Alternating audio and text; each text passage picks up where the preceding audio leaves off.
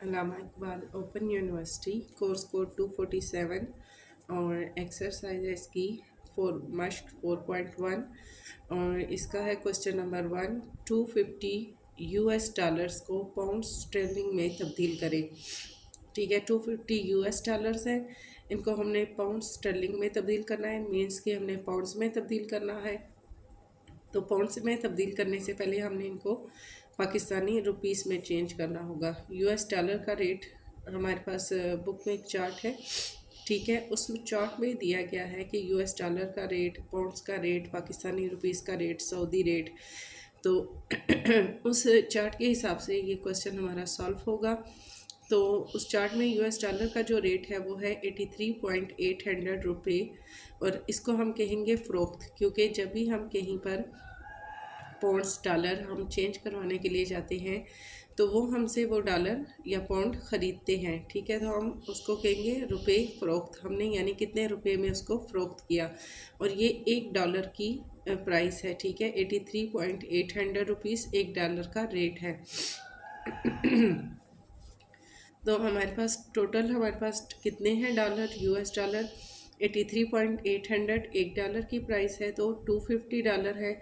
इनको हम मल्टीप्लाई करेंगे तो हमारे पास आएगा 2095 रुपये।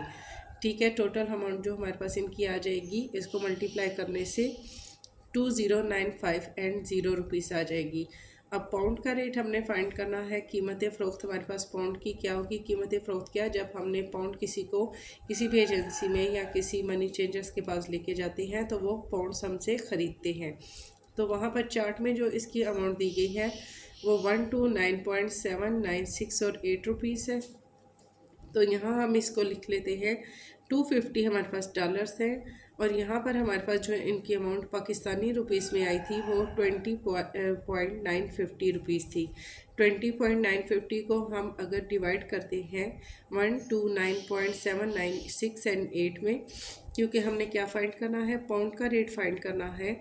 तो पाकिस्तानी रुपीस में जो यूएस डॉलर्स का रेट हमारे पास आया था वो 20.950 था और पाउंड का जो रेट है 129.796 एंड 8 है। इन दोनों को हम डिवाइड करेंगे तो हमारे पास जो $250 का रेट आएगा 161.40 एंड 6 हमारे पास आएगा पाउंड्स का रेट।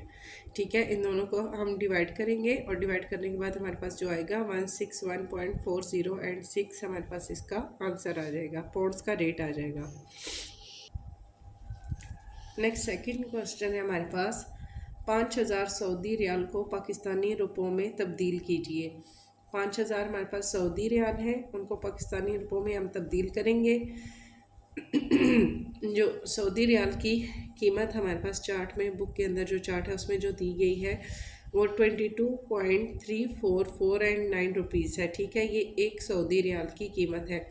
फ़र्ज़ करें कि एक सऊदी रियाल हमारे पास 22 रुपये का बनता है, तो उसकी अमाउंट हमें यहाँ पर दी गई है, क्योंकि पॉइंट के बाद जो रकम आती है वो हमारे पास किसी असल रुपीज़ हमारे पास जो पॉइंट से पहले होते हैं वही होते हैं, मीन्स के 22 रुपये एक रियाल की हमारे पास कीमत है। ठीक है, 0.34 एंड 49 हमारे पास पॉइंट के बाद है, तो ये हमारे पास ज़्यादा अमाउंट नहीं बनती।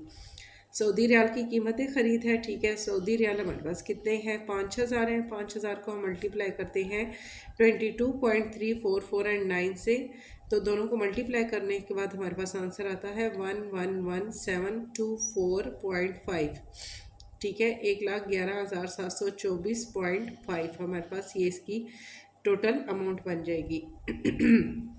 क्वेश्चन नंबर 3 है, एक इम्पोर्टर एक कार को जापान से 500 यन कहते हैं, जो जापानी रुपीस है उनको यन कहा जाता है। ठीक है, जैसे कि हमारे रुपए होते हैं और सऊदीया के रियाल होते हैं, इसी तरह पाउंड और इसी तरह जो चाइनीज़ लोगों के होते हैं, जापान के लोगों के, उनको उनकी रुपीस को यन कहा जाता है। 5000 यन में एक इंपोर्ट करता है। ठीक है, एक इंपोर्टर एक कार को जापान से 5000 यन में इंपोर्ट करता है, यानी कि जापान से वो गाड़ी मंगवा रहा है जो कि 5,000 की है, 5,000 येन, यानी वहाँ की जो रकम है उसके हिसाब से डिलीवरी 3 माह बाद दी जानी थी। मुआहदे के वक्त 1 रुपया, यानी कि जो यहाँ का 1 रुपया है येन है, वो 0.8952 एंड 6 येन के बराबर था। मुआहदे के वक्त अदायगी कर दी गई, यानी कि जब उसने गाड़ी ली उसी वक्त उसने अमाउंट दे दी। डिलीवरी के वक्त 1 रुपया 0.8922 एंड 6 येन हो गया।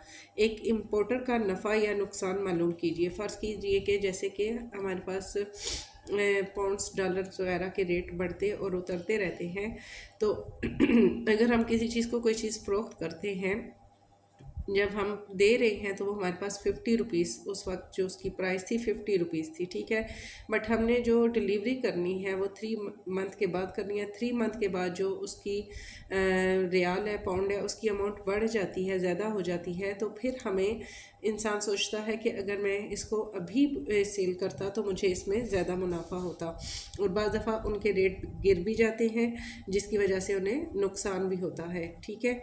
तो अगर उसने उसी वक्त कार को सेल किया और उसी वक्त अमाउंट ले ली और 3 माह के बाद वो उसको जब भेजता है तो उस वक्त जो रुपए की अमाउंट है वो यहाँ पर दी गई है। अब हमने ये फाइंड करना है कि उसको नफ़ा हुआ या नुकसान हुआ।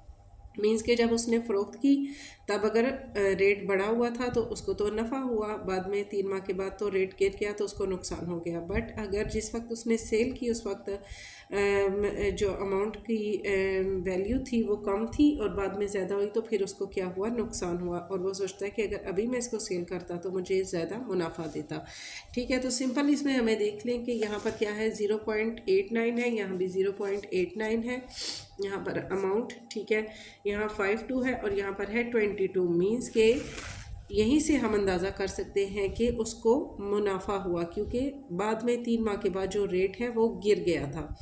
तो यहाँ पर वहाँ 52 है, तो यहाँ क्या है 22।